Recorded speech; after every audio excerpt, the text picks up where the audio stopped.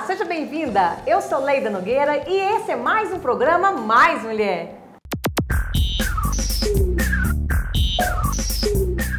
E hoje vamos falar com uma pessoa que representa muito bem esse quadro, Luciana Gurgel. Seja muito bem-vinda, Luciana. Obrigada pelo convite. Hoje, Luciana, nós vamos falar um pouco sobre o que foi essa história de Luciana Gurgel. Um pouquinho do seu nascimento, o seu contexto familiar. Parece que você morava no Nordeste, era isso? Sim, eu sou natural de Fortaleza.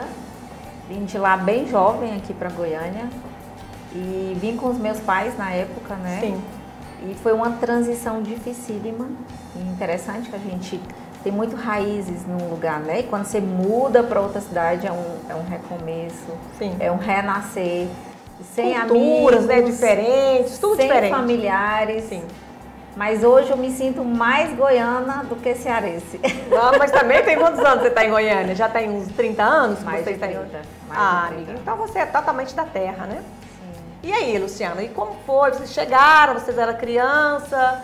Então, Leida, os meus pais vieram para Goiânia. Eu tinha um tio que já morava aqui em Goiânia e ele veio e prosperou muito aqui em Goiânia. E ele fez um convite para o meu pai, para que ele viesse trabalhar com ele. E como eu era de menor, eu tive que acompanhar meus pais. E vim para Goiânia e foi muito complicado no começo. Chorei quase um ano, porque a gente não quer perder os amigos, a gente não quer perder a nossa estrutura que estávamos. E você tinha quantos anos quando você veio para Goiânia? Eu tinha 16 anos. É bem adolescentezinha, né? Bem adolescente. Tá aquela fase de namoradinho, de festinha na escola. Sim. Eu me lembro que a nossa primeira residência, né, provisória era num prédio comercial que era do irmão de criação da minha mãe. E eu me lembro que esse prédio era um prédio novo, ele tinha construído, ele mexia com materiais elétricos, tinha uma loja na esquina. E esse prédio, aquelas portas de aço, e eu me recordo que os meus pais saíam para trabalhar e eu ficava em casa, em possível casa, e essa porta de aço a gente abaixava, ela deixava mais ou menos uns 2 palmos abertos e eu ficava vendo só os pezinhos das pessoas passando. E ali eu passava o dia, né? Eu não sabia andar em Goiânia, e um dia eu andava uma rua, outro dia eu andava 2 ruas ali em Campinas. Tudo muito diferente, né? Tudo muito novo. Eu me lembro que de manhã eu ia lá nessa loja da irmã de criação do meu pai pegar café pra gente tomar em copo de alumínio, porque era o que nós tínhamos. Café no copo de alumínio? Meu Deus. De alumínio. E eu vinha com aquele copo queimando a mão. Mas era o que nós tínhamos para o momento, porque nossa mudança ainda não tinha chegado e estava vindo de caminhão. E a gente ficou isso praticamente por 40 dias. E o que trouxe seus pais para aqui? Foi buscando nova oportunidade?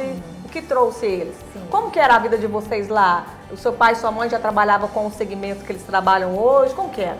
Sim, a minha mãe sempre teve confecção, então ela sempre gostou dessa área de comércio, ela industrializava e vendia, ela fornecia para uma revista chamada Hermes, não sei se hoje ainda existe. Lembro demais dela. E ela fabricava, e esse meu tio veio para Goiânia, ele prosperou muito aqui, ele fez esse convite para meu pai. Meu pai sempre gostou de trabalhar também com revenda, com compra e venda de carro, e meu pai veio para trabalhar com meu tio aqui. Então, minha mãe vinha, vendia confecção e voltava. Ficou fazendo isso por várias vezes. Aí ela vendia no Detran, nos bancos, era a famosa sacoleira.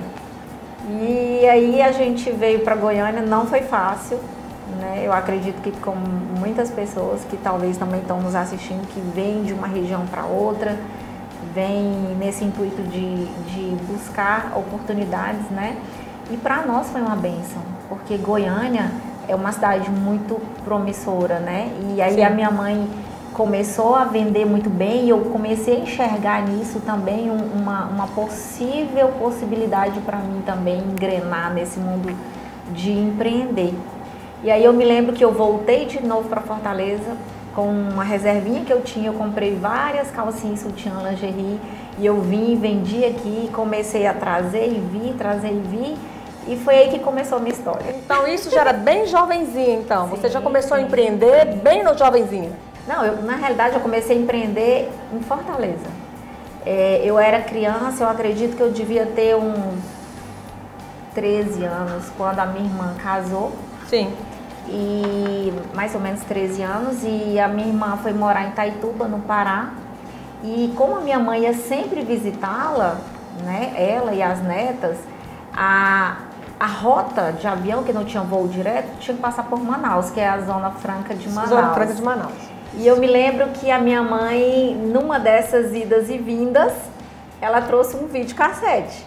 Nossa, era o máximo na época, era, né? Só os ricos. Quem tinha um videocassete, meu Deus, da fita de ter que rebobinar? Sim, de videocassete. E aí, eu me lembro que no meu bairro, que era um bairro mais periférico, ninguém tinha videocassete. Só a minha casa tinha videocassete.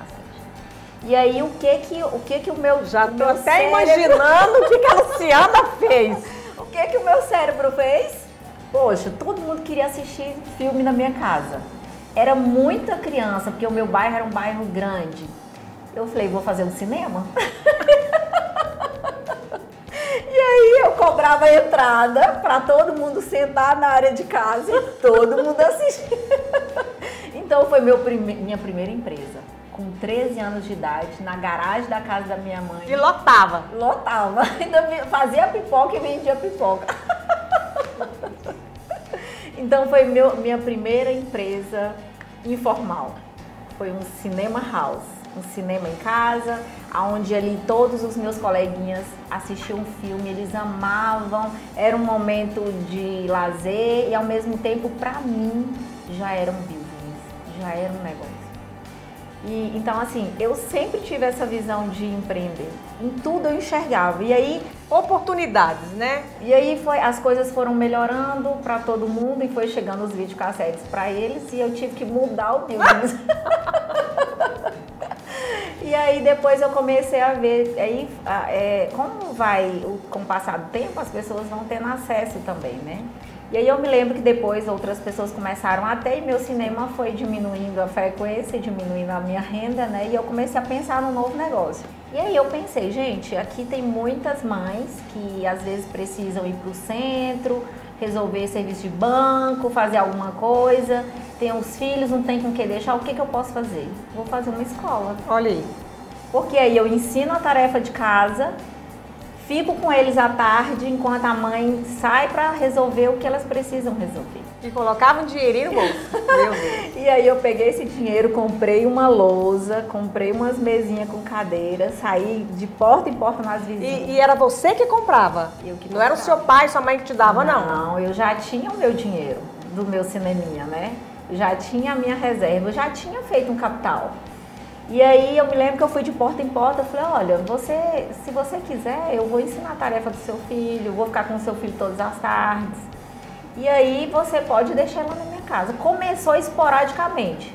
Uma vez na semana, uma precisava sair. E aí o pessoal foi gostando tanto, porque aí eu ensinava a tarefinha, né? Eu brincava. Atendia a necessidade das mães. Eu falava a mesma linguagem das crianças, porque eu era uma criança. Era criança. Né? Então eu tinha muito mais rapport com elas do que a mãe. A mãe não tinha paciência, porque a mãe já era adulta, um nível de intelecto muito mais alto. A mãe, se o filho demorasse a entender, a mãe não tinha paciência, como a gente também, quando ficou adulto, a gente passou a ser assim. E eu tava no nível deles, às vezes um pouquinho mais de idade, mas eu tava no nível deles. Então, eu brincava com eles, eu era uma criança Então também. você tinha um público recorrente. E aí foi a minha segunda empresa, foi uma escola sem CNPJ, dentro da minha casa, na garagem da minha casa. E por aí foram muitas outras. Como que você define essa capacidade de empreender dessa forma? Você associa isso ao contexto, a padrões de comportamento? Ou seja, você copiou isso dos seus pais? Você acredita nisso? Sim, minha mãe. Sua mãe? Minha mãe, ela nem tem o ensino, nem o primeiro grau completo. E ela é visionária. Ela é empreendedora, com tão pouco intelecto de estudo, né? Não de capacidade de raciocínio. Ela foi uma guerreira. Ela vê oportunidade em tudo também. Ela foi uma guerreira. E eu peguei isso e peguei um pouco mais de conhecimento, né? Porque ela não teve tanto. E junto a isso, me fez o que eu sou hoje. E eu acho mais interessante, Leida, que assim, é intuitivo. Eu nem sabia o que era montar uma cooperativa. Eu não tinha noção do que era esse processo. Eu não sabia como isso funcionava na lei. Eu não sabia como isso era de fato, mas isso já estava dentro de mim. Eu peguei o avião, fui para Fortaleza, peguei as máquinas, fui numa cidadezinha onde eu via que conhecia algumas pessoas que fabricavam. Sentei com elas e falei, você quer trabalhar comigo? Fabricar roupas para mim, nós vamos ser sócios. É como se fosse, eu montei uma cooperativa na parte prática, e aí eu peguei 5 pessoas que eu vi que queriam trabalhar, e eu mandava cheque pelo correio, eu me lembro como se fosse hoje. Eu relacionava, eu mandava o cheque ao cliente muito grande, não para tem, comprar os tecidos, e eu mandava o modelo, e elas fabricavam com a minha etiqueta e mandavam para mim. Aí você já passou a fabricar. Já passei a fabricar. Antes você pegava de sua mãe, você terceirizava, pegava consignado no caso, né? Consignado. E dividia a margem de lucro com a sua mãe. Sim. Aí agora você passa a ser a dona de uma confecção. Sim. De uma indústria. Uma cooperativa. Mas era o quê? Roupas modinha? Era peças íntimas, calcinha? O que era? A minha mãe, quando começou, ela trabalhava com enxoval de adulto, que era coisas típicas do Nordeste, aqueles cama, mesa e banho? Cama, mesa e banho. Só que eu comecei a perceber que isso eram coisas que poucas pessoas valorizam. Eu falo até como é esse estilo dessa minha roupa. São coisas que só quem entende o que é trabalho manual. Hoje até que está mais voltado para essa questão de valorização, mas na época não era tanto. Sim. A gente estava mais naquela era da bordadeira, a rendeira. A gente estava passando para a era da tecnologia, então a industrialização tinha vindo muito forte. Que foi naquela época que os bancos despediam muitas pessoas e que a máquina estava mandando. O computador estava chegando para dominar e para reinar. Então essa questão de coisas manuais não eram tão valorizadas. E a questão também que a rotatividade de venda não era tão grande, porque são coisas que duram a vida inteira. Modinha de não, mesa né? de linho, isso. E aí eu comecei a perceber que eu queria ir para roupa. Que era algo que me identificava, que as pessoas olhavam em mim e viam que eu tinha muito bom gosto, né? Que eu me vestia muito bem. Eu comecei para roupa. E aí quando eu fui para roupa adulto, feminina. Sim. E aí depois eu enxerguei um nicho maior ainda, o infantil. O infantil. Por quê? Porque o adulto aqui em Goiânia ainda é uma capital que tem muita indústria. Então eu meio que concorria com grandes indústrias, com São Paulo, com BH, com a própria Goiânia em si. E aí eu me vi num nicho infantil que você compra pelo mimo, porque a gente faz tudo pelo filho. Sim. E pela necessidade, porque a criança compra uma roupa que a pouco perde, você tem que comprar maior. E aí eu achei esse nicho e foi assim, a minha identidade. Foi algo que eu me encontrei, que eu me realizei, que foi o infantil. E aí foi quando eu montei essa cooperativa e essas pessoas, elas trabalhavam com as minhas máquinas, com o meu capital e elas trabalhavam para mim. Depois a coisa foi pegando uma repercussão tão grande, a gente foi crescendo tanto, que chegou um ponto que eu vendi o maquinário para elas e cada uma passou a ser dona do seu próprio negócio. Dessas 5, 2 sobressaíram. São pessoas, mulheres hoje de grande sucesso lá no Nordeste. Mulheres que hoje estão muito prósperas, que têm mais de 100 funcionários. E assim, eu me lembro disso, eu alegro meu coração, porque de certa forma eu fui um canal de bênção na vida delas, né? Literalmente você fez as rodas da economia girarem. E faz até hoje, né, Luciana? E aí, depois disso, você montou uma loja aqui em Goiânia, não foi? Sim, e aí eu comecei camelódromo, né, de segunda a sábado, depois eu encontrei o nicho da Feira Hippie, porque aí eu comecei a entender que eu queria aumentar as vendas. Como eu poderia aumentar as vendas? Aumentar a produtividade, indo pro atacado. E aí eu tinha um camelódromo como varejo e tinha a Feira Hippie como atacado, então eu atendia os 2 nichos. E aí eu comecei a fazer aquelas festas de interior. Eu me lembro que uma vez eu fiz uma festa lá em Trindade e aí você colocava aquelas lonas em volta da barraquinha, as barraquinhas, né? Aquele... Tipo as quermesses, né? Sim, as festas religiosas. Você compra o chão, né? Você aluga aquele chão. Metro quadrado. E interessante ter essa primeira festa de interior que eu fiz. Meu pai ficou muitos dias sem falar comigo, porque eu era uma menina que a gente já tinha um padrão de vida um pouco melhor. Eu já era universitária, então meu pai falou, não criei filha para fazer festa. E o nordestino, ele é um pouco preconceituoso. Aqui em Goiânia já... Conservador. Goiânia já é natural aqui, essa coisa de feira, de festa de interior. É até tradicional. Agora já deu uma amenizada, mas antes era muito, né? E aí eu me lembro que meu pai, quando eu voltei, meu pai falou, não tem filha minha para fazer festa de interior, domingo debaixo de barraca. E aí quando eu peguei a pochete que eu abri, que eu mostrei o tanto de dinheiro, ele mudou a concepção. Ele falou, não, realmente, filha, essa é a sua escolha, é isso que você quer? Eu falei, é isso que eu quero. Para mim, tá na próxima pergunta, eu vou perguntar a respeito, aí logo você montou a Lulu Kids. Como que foi? Você montou uma loja quando você estava ainda lá na Feira Hippie, que era, acho que foi Lulu Kids, era isso mesmo, Luciana? Isso, começou como Lulu Baby, depois foi para Você trazia até os artistas, né, mirim, sim. De outros estados, as meninas da Chiquitita, era isso mesmo? Não, da Chiquititas. Chiquitita, isso. Sim, a gente então fez... era bem glamurosa essa loja sua. Sim, a gente fez vários eventos. E onde era essa loja? E você ficou quantos anos com essa loja? 22 anos. Eu tinha uma no 85, Bernardo Saião e Goiás Center Modas. Eram 3 lojas? 3 lojas. E aí a gente sempre fazia evento, contratava uma Chiquitita, vinha fazer um desfile, que era na época elas estavam no auge.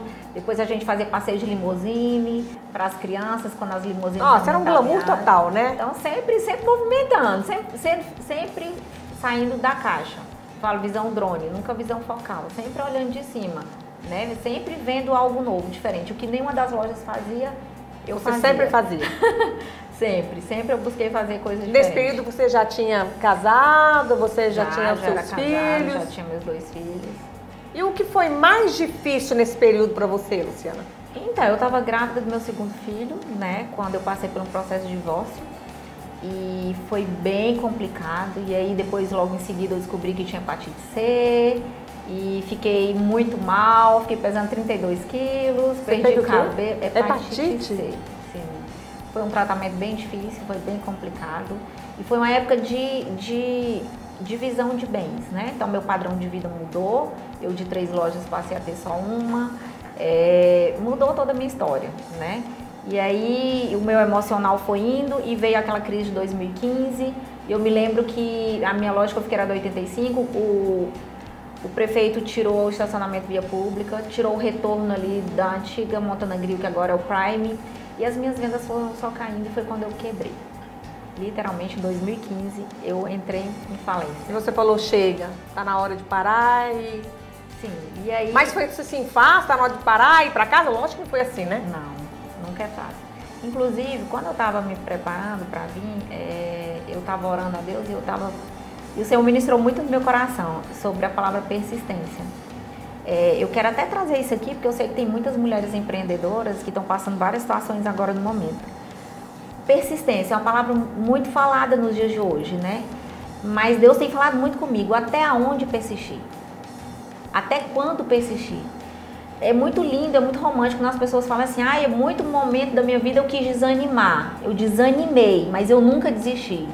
Mas você sabia que tem momento da nossa vida que a gente tem que desistir? Às vezes você pode ser interpretado da seguinte forma, eu não vou desistir da jornada, eu vou desistir daquele momento, daquela situação, mas buscando uma outra alternativa. Exatamente isso. Porque quando fala desistir, é desistir da vida. Não. Desistir do momento, não. E de fato a gente não deve mesmo. Sim. Né? Então você se entrega, então você fez diferente.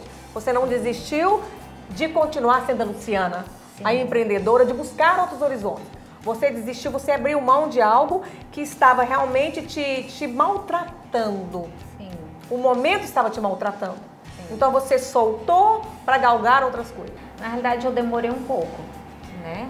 Talvez por eu ter isso muito inerente em mim, dessa questão de muita força, de muita garra, eu deveria ter desistido antes, né? Eu deveria ter mudado o percurso antes. Hoje, muitos empreendedores, eles têm um business e ele está dando muito certo, mas chega um momento que ele passa a não dar mais. Isso é natural, porque a própria terra, ela nunca para, ela gira o tempo todo, ela é sempre constante. E tudo muda nessa terra, nada é estático. Eu fico vendo que às vezes as pessoas elas continuam vivendo o passado, de uma glória do passado que hoje já não é mais. né? Eu vejo quantas profissões que existiam que hoje não existe mais, né? Porque as coisas mudaram, da datilografia não existe mais. Então as coisas elas mudam muito. E eu me lembro que na época o meu negócio ele deixou de dar certo. Ele já não era mais rentável. Aquele lugar que sempre tinha me dado tinha prosperado muito, tinha chegado ao fim. Só que eu não entendia isso. E eu percebo que hoje as pessoas elas usam essa palavra de persistência, só que no momento errado. Às vezes o mercado, o momento, está exigindo inovação, está exigindo uma mudança, remanejar, fazer de forma diferente e a pessoa está presa ali. Está persistindo em algo fadado que já deu. E quando eu entendi isso, eu já tinha perdido muito dinheiro, né? Mas com tudo isso eu aprendi. Hoje eu posso estar aqui dizendo que tem momento de ir, tem momento de parar, tem momento até de mudar a rota. Eu gosto muito de dizer que ninguém é Gabriela, ninguém nasceu assim e vai morrer assim. E o que sobrou dessa loja, Luciana? Sobrou algo ou literalmente você foi pro zero e recomeçou novamente? Não, eu ainda consegui vender a estrutura da loja, que eu tinha feito uma grande reforma na época, você vê, em 2013, eu gastei 100 mil reais só na reforma, ainda vendi, claro, perdendo muito dinheiro. Mas eu ainda vendi um pouco, mas eu cheguei a ficar numa situação tão ruim que eu tinha um padrão de vida muito bom, eu morava numa casa muito boa, tinha um carro muito bom, mas me faltavam as coisas. Eu pagava todo mês para trabalhar, todos os meses meu saldo era 30 mil negativo, 40 mil, todos os meses eu perdia 30 mil, 40 mil. Então em 10 meses eu perdi 300 mil reais e aí eu fui devolvendo aquilo que as empresas tinham me dado durante mais de 20 anos. E aí chegou um momento que eu mesma deparei e falei, chega, não vou vender mais nada. Acabou. E aí foi quando eu decidi desapegar, entender que de fato o que é empreender, porque empreender não é colocar seu coração naquilo, é no sonho, é no alvo, não é no que você faz. É tanto que hoje eu sou uma corretora de imóveis e eu amo o que faço e sou muito próspera no que faço e tenho muito sucesso no que faço. E eu falo assim, mudou o que, Luciana? Eu continuo vendendo, só mudou o trajeto, só mudou a forma de trabalhar, né? Já não é mais uma loja, já não é mais roupa de criança. Hoje eu olho para uma pessoa e eu pego o maior sonho da vida dela, que é ter um imóvel, é ter sua casa própria. É quem está numa casa pequena quer ir para uma maior, é quem está num apartamento quer ir para uma casa, quem está num condomínio fechado longe quer vir para a comodidade aqui do centro urbano. Então eu pego o sonho, a necessidade da pessoa. Eu acredito que é um dos maiores sonhos do ser humano, né? Eu acredito que é muito bom ter carros bons, luxuosos, mas uma casa, o seu lar, é o maior patrimônio que uma pessoa pode ter, independente da condição financeira dela, né? E eu vejo que hoje eu faço a mesma coisa, eu vendo. Só que hoje eu vendo imóveis. Sim. Né? Saí da condição de loja e... Só mudou o produto, né? E nesse meio tempo da loja, quando eu vendi a loja, eu olhei para um lado e para o outro, eu nunca tinha trabalhado para ninguém, nunca tinha sido funcionária de ninguém e eu já me via com 40 anos, já não era tão jovem. E eu falei, agora, o que eu vou fazer? E eu me lembro que na época a minha sobrinha, ela também é empreendedora, ela tinha uma boutique, tem até hoje.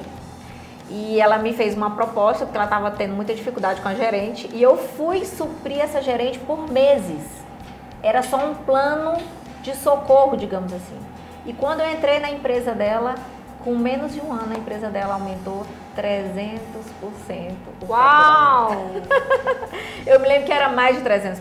Meu Deus, que incrível. E aí, quando a gente chegou na época de findar o nosso contrato, ela me chamou e falou, não, tia Lu, não quero que a senhora saia mais, eu quero que a senhora continue. Eu ainda fiquei lá 2 anos e pouco, mas como a minha mente sempre foi de empreendedora, por mais que eu estava numa empresa que era da minha sobrinha, mas a minha mente era de cabeça e não de cauda. Entendi. A minha mente era pensante, não era uma mente subordinada. E aí eu comecei a analisar, líder, né? Você e eu falei, o que eu faço? E aí foi quando eu resolvi tirar um ano sabático, fui para os Estados Unidos. Falei, vou para os Estados Unidos, vou conhecer outra cultura, vou conhecer outros povos, outra língua, outra nação. Morei 1 ano lá. Foi um ano de grande aprendizado e quando eu voltei a minha mente se expandiu. Eu falo que todo ser humano ele precisava viajar e pisar em outras terras. Para ele entender o que é o mundo. Saber que tem muito mais coisas do que aquilo que a gente está tão habituado a fazer. E aí eu aprendi muitas coisas, né? Eu fui pegando um pouco da cultura americana, o capitalismo, e foi quando eu entrei aqui e caí de paraquedas no ramo imobiliário. Luciana, como que você define sucesso? Sucesso para mim é algo que você olha e você se orgulha. E você olha e fala assim, eu transbordei. Eu me lembro que tem uma palavra que diz que existe lá em Israel o Mar Morto. O Mar Morto é enorme, mas ele tem muito sal, então ele não tem vida lá. Impossibilidade. É tanto que quando as pessoas vão, elas só boiam, não tem outra coisa para fazer, nem mergulhar dá. Agora o Rio Jordão, ele é pequeno, mas ele tem muitos braços, ele libera para muitos, ele tem muita vida. Porque lá é um rio que entendeu o chamado dele, o propósito dele. Ele não nasceu para ser represado. Então eu entendo que quando a gente transborda na vida de alguém, quando você é bênção na vida de alguém, eu acredito que isso é o sucesso. Eu vejo que hoje os meus clientes, quando compram imóveis de mim, eles não são só meus clientes, eles se tornam meus amigos. Tornam amigos. Né? Eles têm uma gratidão. Eu tenho uma cliente que mora no Rio de Janeiro, que inclusive eu já fui lá passear. E gera vínculo. O neto dela foi espancado num jogo desse e ela passou uma maior dificuldade, ela lembrou de mim, mandou um áudio, então aquilo alegrou meu coração. Então cada vez que um cliente vem e ele fala, olha pra mim, fala, Luciana, você foi uma bênção na minha vida. Você entendeu o que eu sonhei. Você fez a leitura certa do que estava no meu coração. E hoje, quando eu entro na minha casa, de alguma forma eu lembro de você. É humanizar, né? É humanizar aquilo que você faz. É sair da visão do mecanismo, daquela coisa que eu faço pela devolutiva que ele me dá de dinheiro. É olhar a pessoa não com um cifrão na frente, mas é além disso. E a proposta de hoje para o empreendedorismo é que seja humanizado. Sim. Nós precisamos, porque a tecnologia, você concorda que ela tirou muito isso do ser humano? Sim. Num contexto geral? Robotizou. Totalmente. Então, meu Instagram é Luciana Gurgel Corretora. Inclusive, quem quiser... Luciana, eu tô passando dificuldade, eu queria, sei lá, alguma ideia, um spoiler de alguma coisa de empreender. Manda lá no direct. Meu telefone é 062 98346 0400. E o que eu puder ajudar com a minha experiência de vida, com a minha bagagem, sabe? Sei tudo, sei não. Mas o que eu sei... Eu tenho um prazer de transbordar, Leida. Eu tenho muito prazer de transbordar. E eu acredito que tudo que eu passei na minha vida não foi em vão, né? Não é por acaso. Tudo tem um propósito. Inclusive eu estar aqui hoje. Sim. Inclusive eu estar aqui hoje tem um propósito. Luciana, muito obrigada por ter vindo ao programa Mais Mulher, ter atendido esse convite nosso com tanto carinho, com tanta amorosidade. E deixa pra gente um recadinho aqui para a mulherada que está nos assistindo. O que você tem para dizer para essas meninas incríveis? Gente, eu gosto de coisas simples. Eu gosto muito daquela palavra descomplicada. Hoje, eu vejo que as pessoas, a gente está vivendo um mundo de muita comparação, né? Um mundo comparativo. As redes sociais, elas estão aí, né, jogando milhões de informações, milhões. E só sucesso, só coisa maravilhosa, né? Contos de fada, vida perfeita, relacionamento não tem problema nenhum. Amor lindo de novela romântica, mas eu quero dizer que a realidade não é essa. A informação, ela é distinta de conhecimento. Existem muitas informações, mas toma pra você aquilo que faz sentido pra sua vida. E outra coisa que eu gosto muito de colocar isso dentro de mim. Se alguém um dia fez, eu também posso fazer. Então, como a gente vive um mundo muito comparativo, as pessoas comparam muito, pessoas estão mais sucesso, têm mais dinheiro, tá mais bonita, tá com cabelo melhor, eu quero dizer que você também pode. Do seu jeito, com a sua essência, a sua forma, né? Hoje é muito falada a palavra modelagem. Eu até não gosto muito dessa palavra modelagem, porque é como que pegasse todo mundo e modelasse tudo igual. E eu acredito quando Deus diz que nós somos únicos. Cada um tem a sua essência. Então eu quero te dizer que você também é capaz. Talvez se espelhe em alguém, mas não deixe a sua essência. Não se perca em você mesma. Inegociável, né? Não deixa a sua essência, porque eu falo que quando você perde a sua essência, você perde a sua identidade.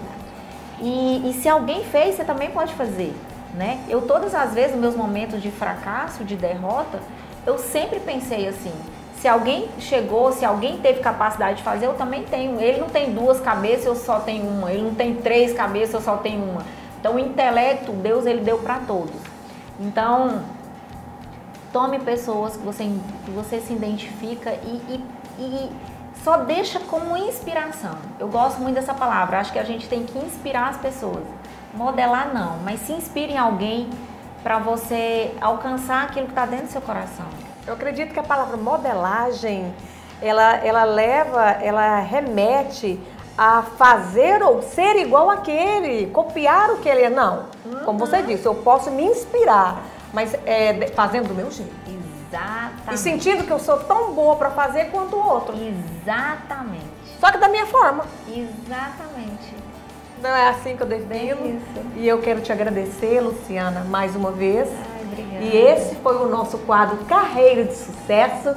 E lembrando que se você quiser assistir os nossos programas, é só entrar no canal do YouTube da Goiás Mais TV. Há 10 anos fazendo programas segmentados para você que gosta de entretenimento e informação de qualidade. Até o próximo sábado e até lá!